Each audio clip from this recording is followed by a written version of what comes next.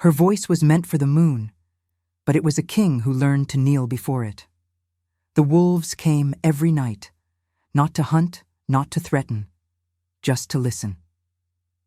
Sarah didn't know when it started, maybe 2 months ago, when grief had driven her from her bed and into the forest at midnight, when the silence of her empty cottage had become unbearable, when the only way to breathe was to sing to something that wouldn't judge her, wouldn't pity her, wouldn't remind her of everything she'd lost.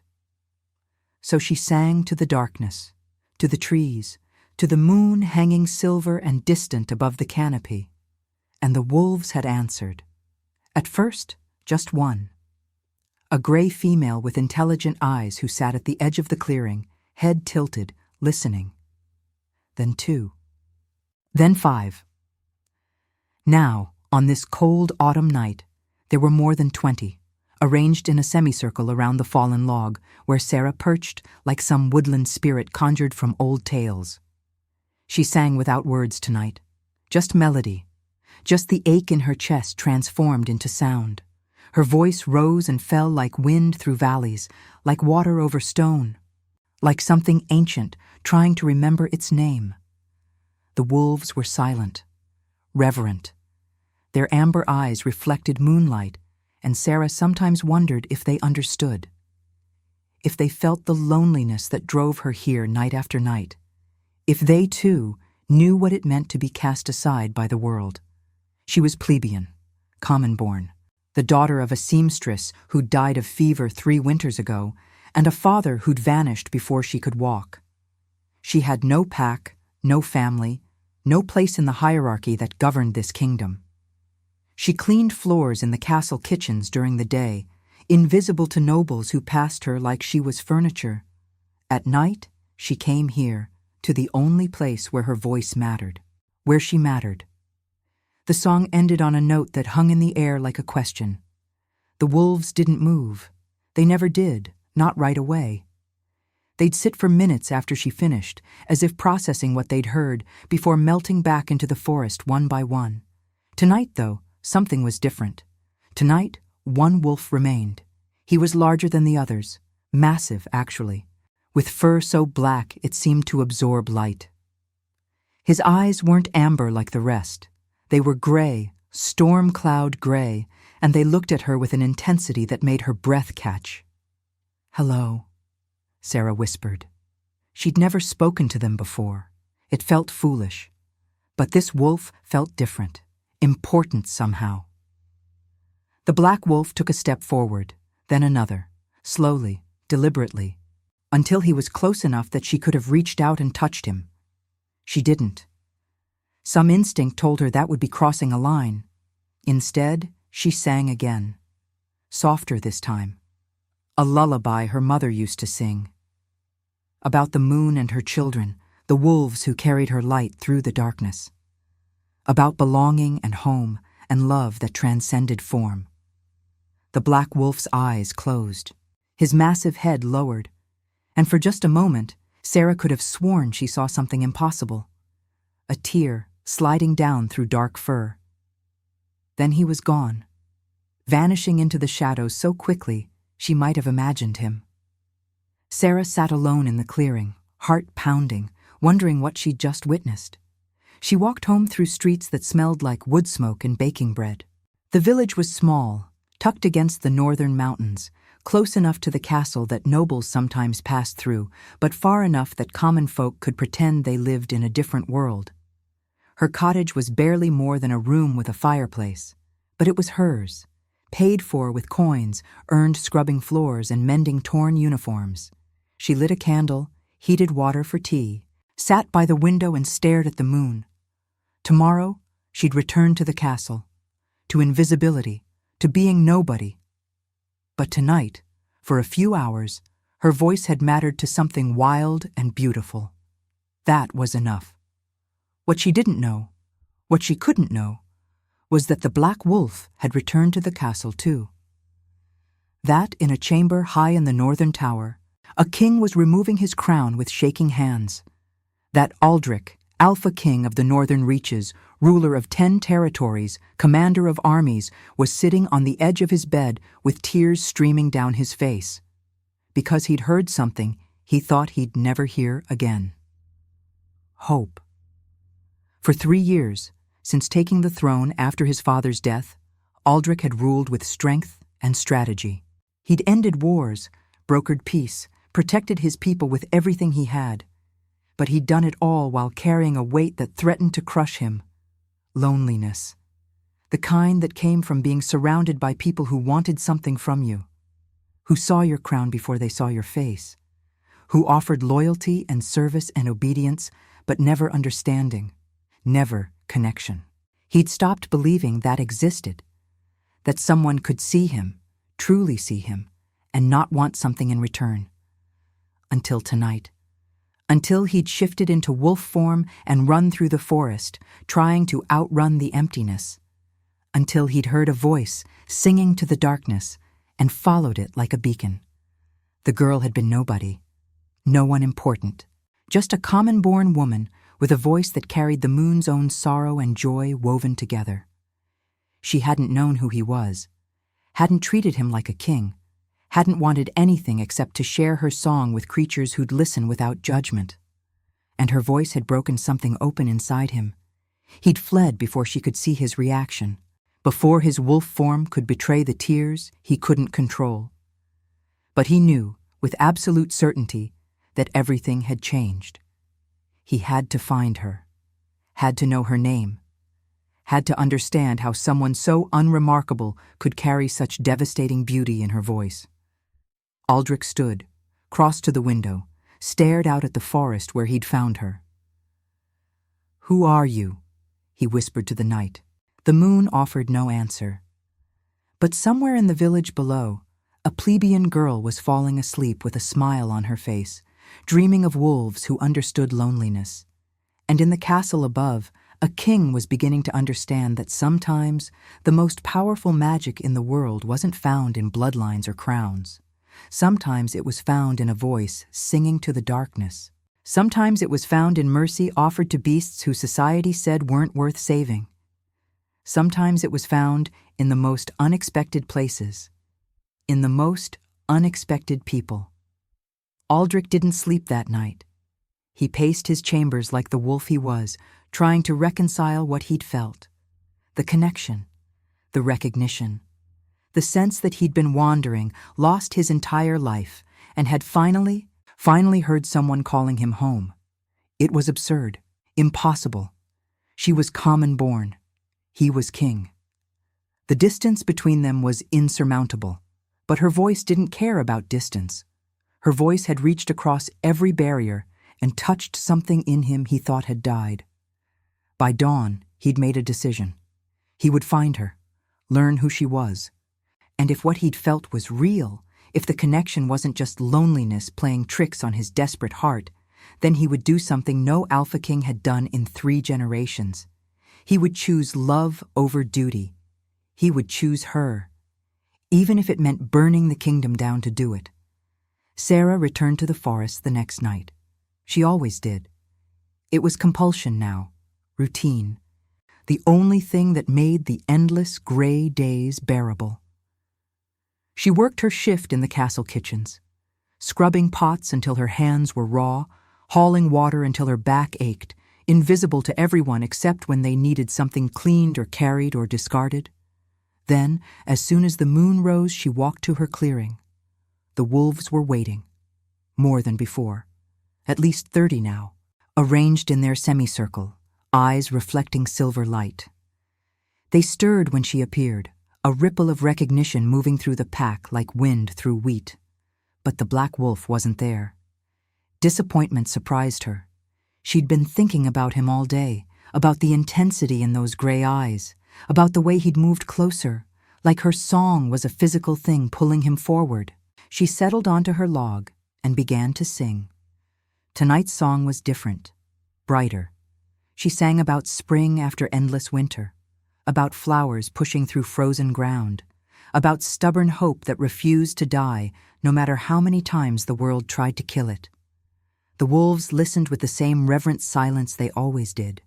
And then, midway through the second verse, she felt it, a presence, watching from the shadows beyond the clearing. She didn't stop singing, didn't turn to look, but her awareness shifted, sharpened, became hyper-aware of eyes on her skin like warm breath. The black wolf stepped into the moonlight. He was even larger than she remembered, massive and powerful, moving with a grace that seemed impossible for something so big. He didn't join the semicircle with the others. Instead, he positioned himself directly in front of her, close enough that she could see individual hairs in his fur, close enough that his breath made small clouds in the cold air, close enough that she could see the intelligence burning in those gray eyes. This wasn't just a wolf. This was something more. Her voice faltered, just for a moment. Then she steadied herself and kept singing, though now she sang directly to him. To those eyes that looked at her like she was precious, like she was seen. When the song ended, silence held the clearing like a held breath. "You came back," Sarah whispered. The black wolf's head tilted, listening. "I didn't think you would. I thought maybe I'd imagined how you looked at me. Like I mattered. Like my voice meant something beyond just noise filling empty space." The wolf took another step closer. His massive head was level with her chest now. One more step, and he'd be close enough to touch. Sarah's heart hammered. Every instinct screamed that this was dangerous, that wild things should stay wild, that closing distance was asking to be hurt. But she'd been hurt by civilization far more than she'd ever been hurt by wilderness. So she did something reckless. She reached out her hand. The black wolf went very still. His eyes locked on hers, searching for something. Permission, maybe. Trust. Then, slowly, deliberately, he closed the final distance and pressed his enormous head into her palm. His fur was softer than she'd expected, thick and warm and alive. She felt the steady thrum of his heartbeat through her fingertips, felt the way he leaned into her touch like he'd been starving for it. "You're lonely too," she breathed. "Aren't you?" The wolf's eyes closed. A sound rumbled from his chest, not a growl, but something deeper, something that sounded almost like relief. They stayed like that for minutes that felt like hours. Sarah stroking his fur, murmuring soft words, while the other wolves watched with what looked like approval. Like this was meant to happen, like they'd been waiting for exactly this. "I should give you a name," Sarah said. "I can't just call you the black wolf in my head. It feels disrespectful." The wolf's eyes opened, fixed on her face. "How about Shadow?" "No, that's too obvious." "Storm?" She thought about those gray eyes, about the way he looked at her with such intensity, it felt like being truly seen for the first time in her life. "Sovereign. I'll call you Sovereign, because you carry yourself like royalty." The wolf made a sound that could have been a laugh. If she'd known she was talking to the actual king, she might have died of embarrassment. But she didn't know. And Aldrich wasn't about to tell her, not yet. Not when she was finally touching him, talking to him, treating him like he was just another lonely creature seeking connection instead of a crown seeking subjects. This moment was too precious to ruin with truth. So he stayed in wolf form and let her stroke his fur and call him sovereign and sing to him like he was the most important thing in her world. Because right now, she was the most important thing in his. Eventually, as dawn began to pink the eastern sky, Sarah stood. "I have to go," she said reluctantly. "Work starts soon, but I'll come back tonight. Will you be here?" The wolf, Sovereign. She'd named him Sovereign. Nodded. Actually nodded, like he understood every word. Sarah laughed. "I'm going insane. I'm having conversations with wolves. This is what loneliness does to people." She gathered her shawl and turned to leave. Made it 3 steps before the wolf blocked her path. She froze. "What?" He stared at her with those impossibly intelligent gray eyes, then did something that made her heart stop. He bowed. Actually bowed, lowering his massive head in a gesture of such profound respect that tears sprang to her eyes. I don't understand, she whispered. The wolf held the bow for 3 heartbeats, then straightened, turned, and vanished into the forest with the rest of the pack following. Sarah stood alone in the clearing as dawn broke, wondering what she'd stumbled into. She walked back to the village in a daze, went through the motions of her morning routine, washing at the well, changing into her work dress, braiding her hair tight against her skull so it wouldn't get in the way while she scrubbed. But her mind was elsewhere, on gray eyes and soft fur, and the way a wild creature had bowed to her like she was royalty. She arrived at the castle as the first bells rang, joined the stream of servants entering through the back gates, cooks and maids and stable hands and all the invisible people who kept noble life functioning. The head cook, a woman named Marta with sharp eyes and sharper tongue, immediately put Sarah to work scrubbing the breakfast pots. "You look tired," Marta observed. "Didn't sleep well." "You never do. Where do you go at night? I've seen you leaving the village after moonrise." Sarah's hands stilled in the soapy water. "Walking. I like to walk." "Alone? In the forest? Girl, that's dangerous." "The wolves don't bother me." Marta's eyes widened. "The wolves? Sarah, you can't be serious. They're wild animals, predators. They're just lonely, like me. That's the kind of thinking that gets common folk killed." Marta shook her head. "You're strange, girl. Always have been. Walking in forests, singing to nothing, living alone when you could find a husband and have a proper family." "I don't want a husband. I want—" Sarah stopped. What did she want? "I just want to matter. To someone. To something." Marta's expression softened slightly. "You matter here. You work hard. Do good work." "That's not the same." "No, but it's what we get. Common folk don't get fairy tales, girl. We get work and survival and hopefully a few good years before we die. Best make peace with that." Sarah returned to scrubbing, but Marta's words echoed in her head all day. Common folk don't get fairy tales. She'd believed that once, before the wolves, before Sovereign, before a creature who should have been dangerous looked at her like she was precious. Maybe fairy tales didn't exist, but maybe connection did. Maybe understanding did. Maybe mattering to something wild and honest was worth more than all the fairy tales ever written. That night, she returned to the clearing. Sovereign was waiting, and this time, he wasn't alone. Beside him stood a man, tall, broad-shouldered, dressed in dark clothing that looked expensive even in moonlight. His hair was black as the wolf's fur, and his eyes were the exact same shade of storm cloud gray. Sarah's breath caught. "Hello, Sarah," the man said. His voice was deep, familiar somehow, though she'd never heard it before. "How do you know my name?" "I asked. After you named me Sovereign, it seemed only fair I learn yours." Understanding crashed over her like a wave. The wolf, the man, the same eyes.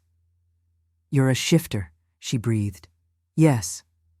You've been listening to me sing, every night. I've been—" Horror flooded through her. "I've been petting you, calling you names, talking to you like I was someone you trusted, someone who understood." He took a step closer. "Don't regret that, please. Those moments meant more to me than you could possibly know." "Who are you?" He hesitated, and in that hesitation, she saw it. The weight, the loneliness, the crown-shaped burden he carried even without wearing one. "My name is Aldrich," he said quietly. The name hit her like a fist. Aldrich, the Alpha King. She'd been singing to the king. She'd been petting the king. She'd been calling the king Sovereign and telling him about her loneliness and treating him like an equal. "I'm going to be sick," she whispered. "Please don't. Please just—" He reached for her. She stumbled back. Pain flashed across his face. "Sarah, listen to me. I didn't mean to deceive you. I came to the forest to escape, to run, and I heard your voice, and it was the first time in 3 years that I felt like I could breathe." His voice cracked. "You weren't singing to a king. You were singing to a broken man who forgot what hope sounded like. And I needed that. I needed you. Sarah stared at him, at the most powerful man in the kingdom standing in a clearing, looking at her like she held his heart in her hands. This isn't real, she said. Kings don't, common folk don't. This doesn't happen. It's happening. Why? Because your voice carries the moon's own light. Because you see loneliness in wolves instead of danger. Because you named me sovereign when you had no idea how close to the truth you were. He took another step. Because when you touch me, I remember what it feels like to be human. And now, I invite you to leave a trace of your presence in the comments. Tell us where in the world you're watching from, and the exact hour you hear this story. We wish to know how far these northern confessions travel, and at what moments of the night they find you. Sarah ran, not because she was afraid of him, but because she was terrified of herself, of the way her heart had leaped when he'd said, I needed you, of how badly she wanted to believe that a king could look at a common girl and see something worth keeping. She crashed through the forest, branches tearing at her clothes, tears streaming down her face. Behind her, she heard him call her name, but she didn't stop, couldn't stop. This was madness, impossible. Kings didn't fall for plebeian girls who sang in forests. That was the stuff of children's stories, tales told to give common folk false hope. She burst into her cottage and slammed the door, pressed her back against it, chest heaving, mind racing. A knock came almost immediately. Sarah, his voice muffled through wood. Please, let me explain. There's nothing to explain. You're king. I'm nobody. End of story. You're not nobody. I clean floors. I scrub pots. I'm invisible to everyone in that castle except when they need something carried or washed. Her voice broke. I can't be what you need. I can't be what a king needs. Silence. Then, what if I don't need a queen? What if I just need you? Her heart cracked. Don't say things like that. Why not? Because I'll believe you. And then when this ends, when you realize how impossible this is, it'll destroy me. More silence. Then she heard him slide down on the other side of the door, heard him settle like he planned to stay. I'm not leaving, he said quietly. I'll sit here all night if I have to. That's ridiculous. You're the king. Kings get to make ridiculous choices too. Despite everything, she almost laughed. Almost. She slid down her side of the door until they were sitting back to back with only wood between them. Tell me about the crown, she said. What's it like, being the most powerful person in the kingdom? He was quiet for a long moment. Lonely, he finally said. Unbearably lonely. Everyone wants something from you. Favors, decisions, judgments, approval. No one just wants. You. They see the crown, the authority, the power, never the person underneath. Is that why you run at night? Yes, when I'm wolf I can just be. No expectations, no weight, just instinct and movement and freedom. His voice softened. Until I heard you sing. Then even as a wolf, I wanted to be human again. So I could tell you how beautiful it was. Sarah pressed her hand against the door. Imagine she could feel his warmth through the wood. I sing because I have to. Because if I don't, the loneliness eats me alive. It's not beautiful. It's survival. Maybe that's why it's beautiful. Because it's honest. They sat like that for an hour, talking through wood, about loneliness and duty and the weight of being seen, about what it meant to matter in a world that insisted some people were more valuable than others. I'm scared, Sarah finally admitted, of what this means, of how much I want it to be real. So am I. Kings aren't supposed to be scared. This king is, terrified actually, because I know how impossible this looks. I know what the court will say, what the nobles will demand. But Sarah, he paused. You make me want to be brave anyway. I'm not worth that. Yes, he said fiercely, you are. She opened the door. He nearly fell backward, caught himself, looked up at her with hope and fear warring in those gray eyes. "If we do this," Sarah said slowly, "I need you to understand something. I won't be your secret. I won't be the common girl you visit at night and ignore by day.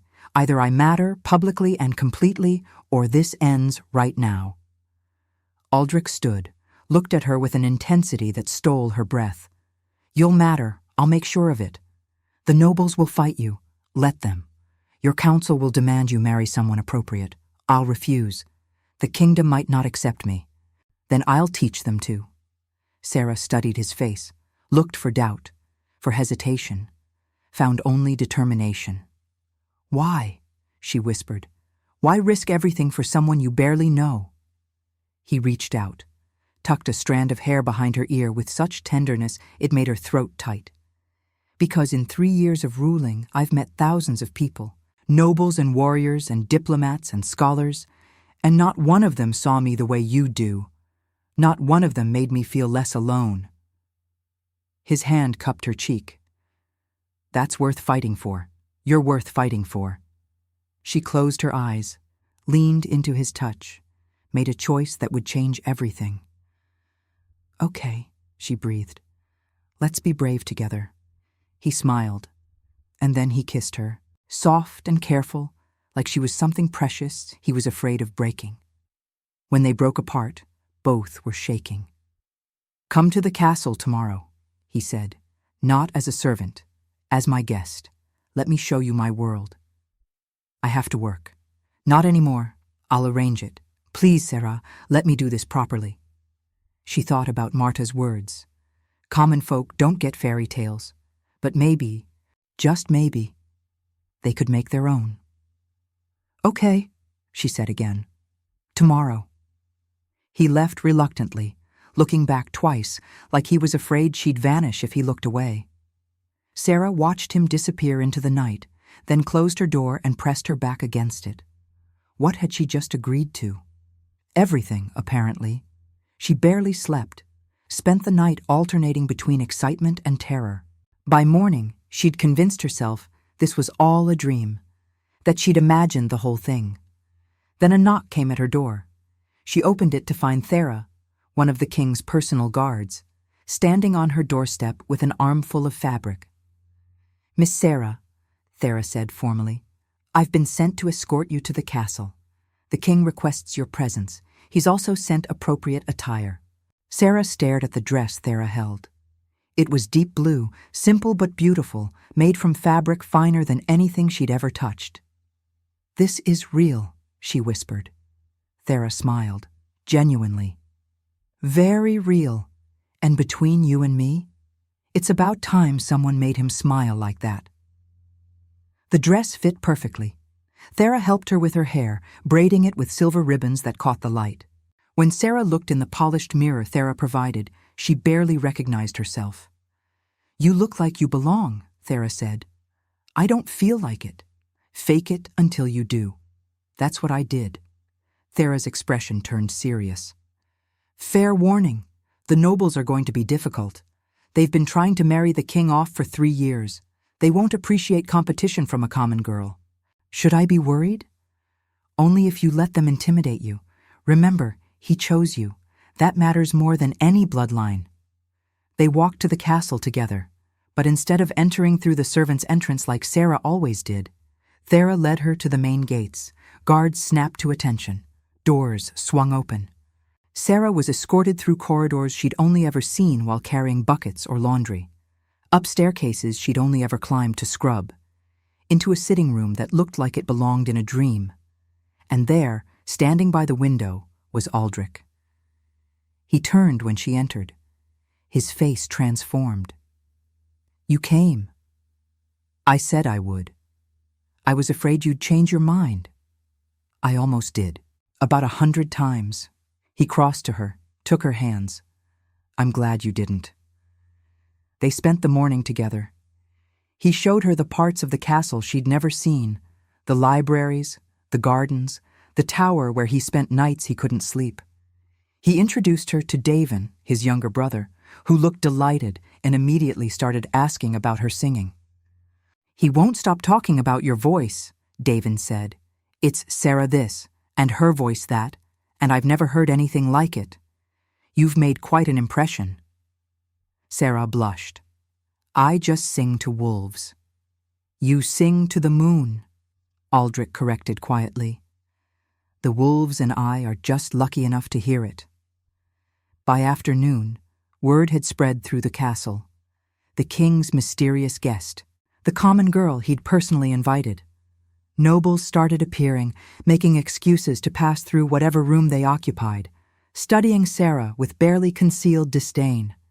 She felt their judgment like knives, felt the weight of not belonging pressing down on her shoulders. But every time she started to shrink, to retreat into the invisibility she was used to, Aldrich would touch her hand, remind her she was seen.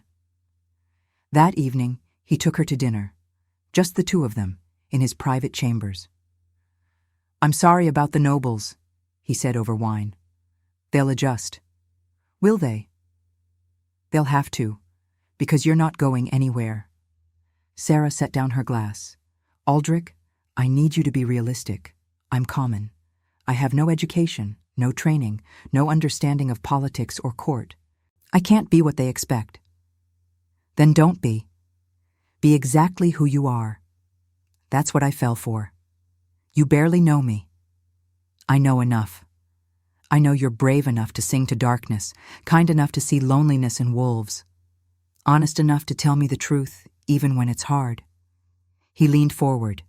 "And I know that when you're near, I can breathe." "That's not a basis for what? Love."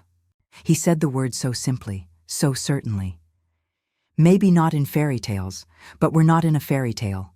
We're in the real world, where connection is rare and precious and worth fighting for." Sarah's eyes burned. "You barely know me," she repeated. "Then let me know you, all of you. Give me time. Give me a chance." His hand found hers across the table. "I'm not asking you to decide your whole future tonight. I'm just asking you to stay, to let me prove that this matters." She looked at their joined hands, at the king touching a common girl like she was precious, at the impossibility of it all, and made another brave choice. "Okay," she whispered. "I'll stay." His smile was radiant. "Thank you." They talked until midnight. About everything and nothing. About childhoods and dreams and fears. About what it meant to be lonely in a crowd. About how sometimes the most unlikely connections were the ones that mattered most. When Aldrich finally walked her back to her cottage, insisting on escorting her personally, much to his guard's dismay, he paused at her door. "Tomorrow," he said. "Come back tomorrow." "I will." "Promise?" "Promise." He kissed her forehead, gentle, reverent, then disappeared into the night with his guards. Sarah entered her cottage and leaned against the door, heart full to bursting. Common folk don't get fairy tales, Marta had said. But maybe they got something better. Maybe they got truth. The nobles made their move 3 days later. Sarah had been spending her mornings at the castle, her afternoons with Aldrich, her evenings singing to the wolves with him beside her in human form now, no longer hiding. It felt like existing in a dream, too good, too perfect, too fragile to be real. She should have known it couldn't last. The summons came while she was in the library with Davin, who'd been teaching her about the kingdom's history. A servant appeared, face grave. "Miss Sarah, the council requests your presence." Her stomach dropped. "Why?" "They didn't say, but the king has been summoned as well." Davin's expression darkened. "They're making their play." "What play?" "The one where they try to convince my brother you're unsuitable, where they present better options, where they use politics and tradition and bloodline to separate you." He stood. "Don't let them intimidate you. Remember, Aldrich chose you. That matters more than anything they can say." But when Sarah entered the council chamber, with its vaulted ceilings and stern-faced nobles arranged like judges, intimidation felt inevitable. Aldrich stood at the head of the table. His face was carefully neutral, but she could see the tension in his jaw, in the way his hands gripped the chair back. "Miss Sarah," said Lord Casimir, the head counselor. He was ancient, with a voice like grinding stone. "Thank you for joining us. I wasn't aware I had a choice." Several nobles' eyes narrowed. Casimir's lips thinned. "Indeed, well, we've called this meeting to discuss a matter of great importance to the kingdom, namely, the king's choice of companion." "Careful," Aldrich said quietly. The word carried warning. Casimir ignored him. "Your Majesty, we've been patient. We've allowed you 3 years to mourn your father, to settle into your role, to find your footing. But you cannot rule alone forever. The kingdom needs stability, an heir, a queen who understands politics and can navigate court. I'm aware of what the kingdom needs. Then surely you see why this—" Casimir gestured vaguely at Sarah. "Situation is untenable. The girl is common, uneducated. She has no family, no dowry, no political value whatsoever." Sarah felt each word like a slap, felt herself shrinking, becoming invisible again. "She has a name," Aldrich said, ice in his voice now. "Use it." "Miss Sarah, then, Your Majesty. We mean no disrespect to her personally. I'm sure she's a lovely girl. But loveliness doesn't qualify someone to be queen." "Neither does bloodline," Aldrich shot back. "My father was royalty. He married royalty. They were miserable. They made each other miserable. I watched them destroy each other with duty and obligation and loveless partnership." His eyes burned. "I won't repeat that mistake. Love is a luxury kings cannot afford." "Then I'll be a different kind of king." Casimir's expression hardened. "Your Majesty, the Council has taken the liberty of compiling a list of suitable candidates, noble daughters from good families, women educated in politics and trained in court. Any one of them would make an excellent queen." He produced a scroll, unrolled it on the table. Sarah caught glimpses of names, ages, territories. She felt sick. "I'm not interested," Aldrich said flatly. "You haven't even looked." "I don't need to. I've made my choice." "A choice based on what? Infatuation? A pretty voice?" Casimir's voice turned cutting. "Your Majesty, forgive my bluntness, but this girl cannot give you what the kingdom needs. She doesn't understand our ways, our politics, our people. Then she'll learn. Learning takes years. The kingdom needs a queen now." "The kingdom has a king. That's enough." "Is it?" Lady Morwen spoke for the first time.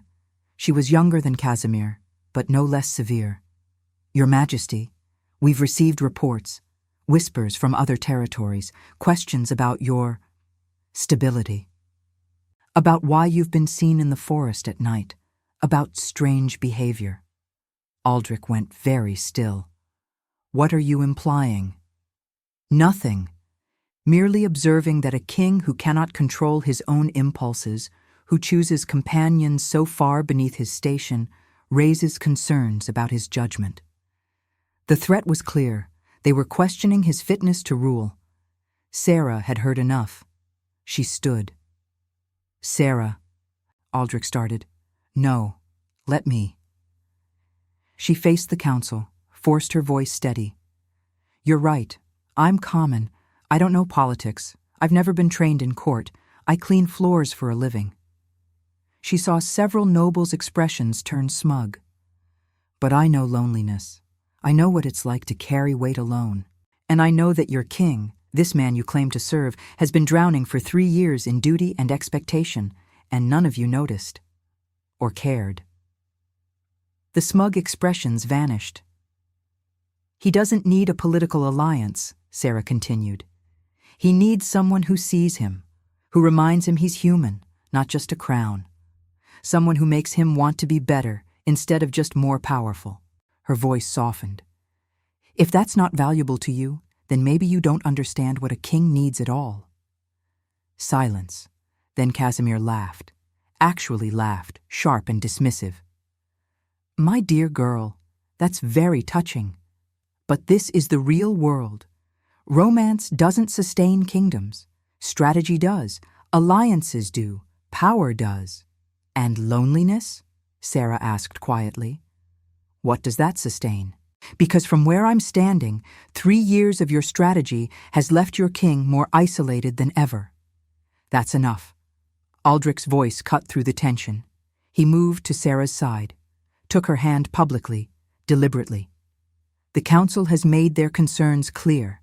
I've heard them, and I'm dismissing them. Your Majesty, I said I'm dismissing them. Power radiated from him now. Alpha authority that made even Casimir step back. Sarah stays. If the council cannot accept that, they're welcome to tender their resignations. Morwen's eyes narrowed. You would burn the kingdom for a common girl? I would build a better kingdom, one where worth isn't determined by birth, where connection matters more than pedigree, where kings are allowed to be human. He looked at each council member in turn. And if that vision doesn't align with yours, then perhaps it's you who are unsuitable, not her. The nobles exchanged glances, calculating, strategizing. We'll need time to consider, Casimir finally said. Take all the time you need, but understand, my decision is final. Aldrich's hand tightened on Sarah's. This meeting is adjourned. He led Sarah from the chamber, his guards falling into formation around them.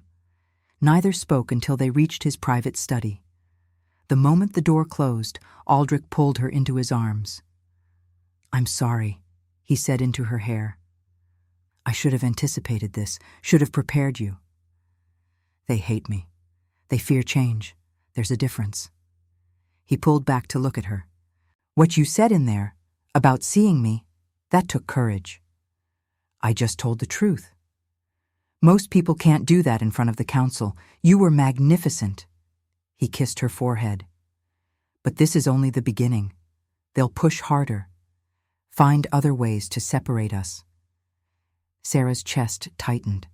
Maybe they're right. Maybe this is too hard. No.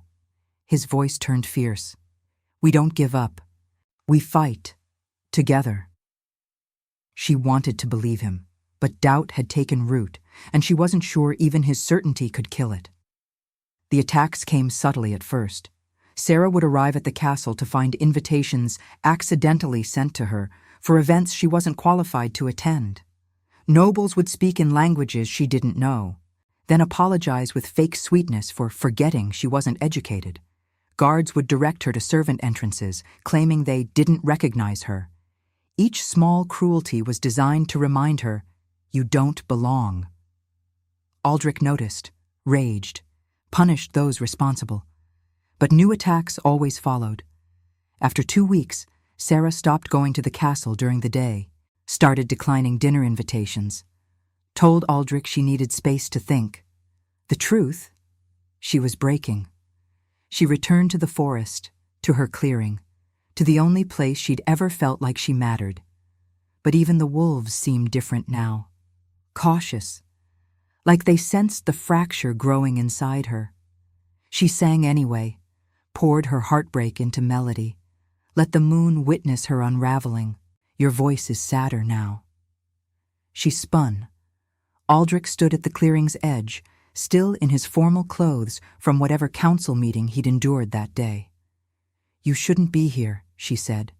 Neither should you. Not alone. Not like this. He approached slowly. Talk to me. What's there to say? Your nobles are right. I don't fit. Every day at that castle proves it. So we make them fit around you instead. That's not how the world works. Then we change the world. He took her hands. Sarah, I know this is hard. I know they're cruel. But don't let them win. Don't let them convince you that you're not enough. What if I'm not? What if I can never be what you need? You already are. Every morning, I wake up, and the first thing I think is, I get to see her today. Every night I fall asleep remembering the sound of your voice. You make me better, Sarah. Kinder. More human. How is that not enough? Tears spilled down her cheeks. Because it doesn't matter to them. And eventually, their disapproval will poison what we have. You'll start resenting me for the complications I bring, for the fights I cause. Never. You don't know that. I do. He cupped her face. Because I've lived without you, and I've lived with you, and there's no comparison. I choose you, every time, no matter what. She wanted to believe him, but fear was louder than hope. I need time, she whispered, to figure out if I'm strong enough for this. Pain flashed across his face, but he nodded. How much time? I don't know. Will you still sing, here? Probably. It's the only thing that keeps me sane. Then I'll listen, as a wolf. I won't approach, won't pressure you, but I'll be here in case you need me. His thumb wiped her tears. Take your time. I'll wait. He shifted and vanished into the shadows, leaving her alone with her doubts. Sarah spent the next week in agony. She sang every night, and every night she saw the black wolf at the clearing's edge, watching, waiting, never approaching. The restraint in that distance was its own kind of declaration. During the day, she tried to imagine life without him, tried to convince herself she could return to invisibility, to safety, to the small existence she'd had before. She couldn't, because he'd shown her what it felt like to be seen, and she couldn't unsee herself through his eyes. On the 7th night, she made a decision. She sang a new song, one about courage and choice and loving something enough to fight for it. When she finished, she looked directly at the black wolf. I'm not giving up, she said. On you, on us. I'm scared and I don't know how this works, but I'm done running. The wolf shifted, became a man, became Aldrich, crossing the clearing in 3 strides and pulling her into his arms. Thank the goddess, he breathed. I thought I'd lost you. You almost did. But I realized something. I've been alone my whole life because I was afraid to fight for my place, afraid to demand that I matter. She pulled back to look at him. But you make me want to fight, want to prove them wrong, want to show them that common girls can be queens if they're brave enough. His smile was radiant. Then let's be brave. Together. I'll need help, training, someone to teach me politics and etiquette and all the things I don't know. Done. I'll assign tutors, the best in the kingdom. And I'll need you to be patient, because I'm going to make mistakes. I'll be so patient you'll get annoyed with me. She laughed. Actually laughed. This is insane, you know. The best things usually are. He kissed her, deep and claiming and full of promise. When they broke apart, both were breathless. Move into the castle, officially, as my intended. Her heart stuttered. Intended? I'm courting you, Sarah, publicly, properly.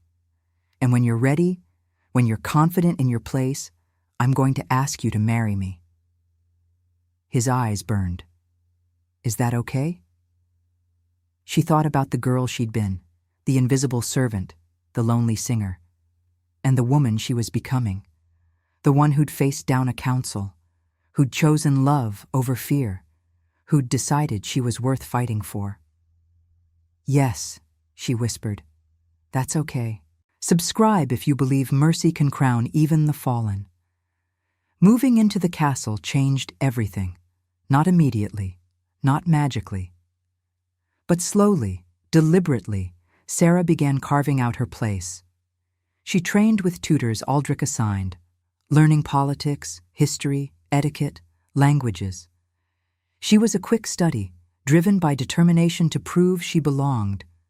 Within months, she could navigate court conversations, understand political nuances, hold her own in council meetings she was now invited to attend.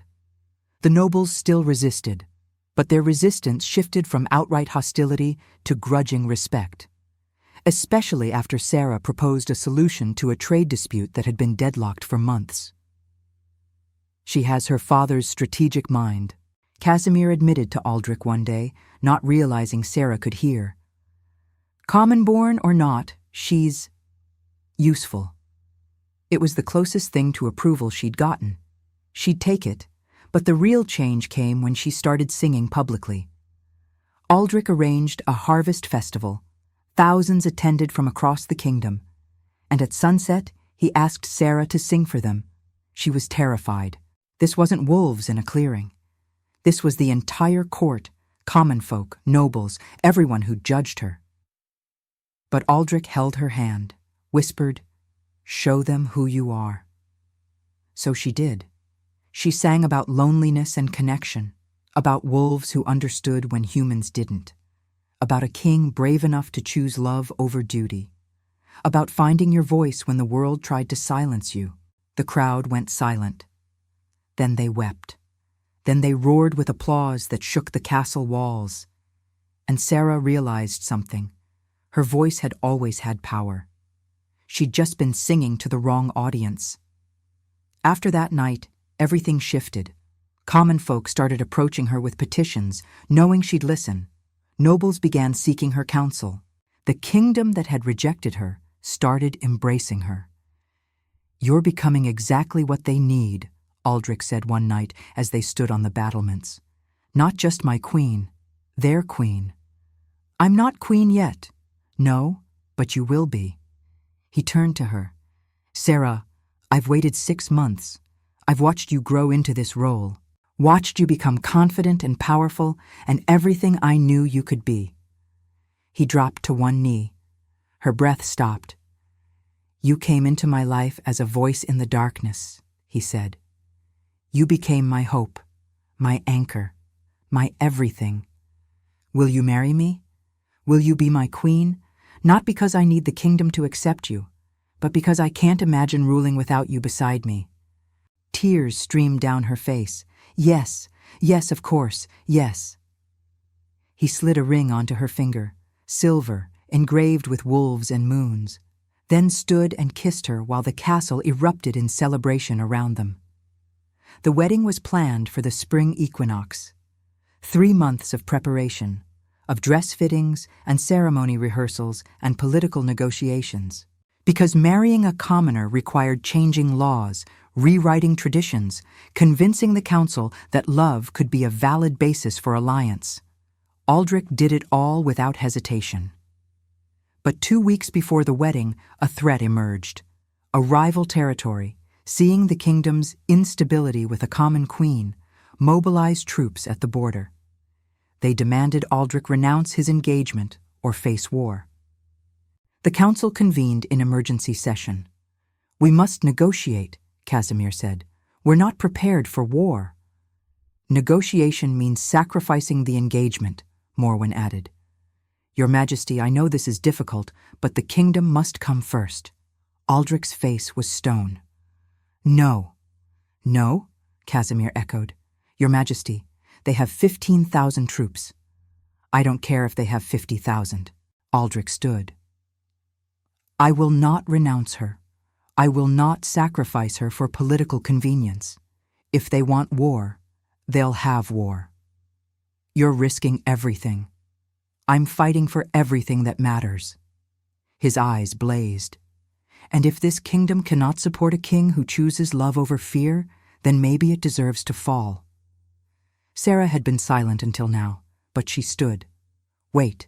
Aldrich turned to her. "Sarah, let me go. Let me speak to them." "Absolutely not." "Why? Because I'm common? Because I'm not a trained diplomat?" She faced the council. "That's exactly why I should go. They're challenging you because they think a common queen weakens the kingdom. Let me prove them wrong." "It's too dangerous," Aldrich said. "So is war." She took his hand. "Trust me, like I trusted you." He stared at her, then slowly nodded. "I'm coming with you." "No, this is something I have to do alone, to prove I'm not just your weakness, that I'm my own strength." It took every ounce of his control to agree, but he did. Sarah traveled to the border with a small guard, met the rival king, a cold man named Matthias, who looked at her like she was an insect. "So you're the common girl causing all this fuss," he said. I'm the woman your kingdom is threatening war over, yes.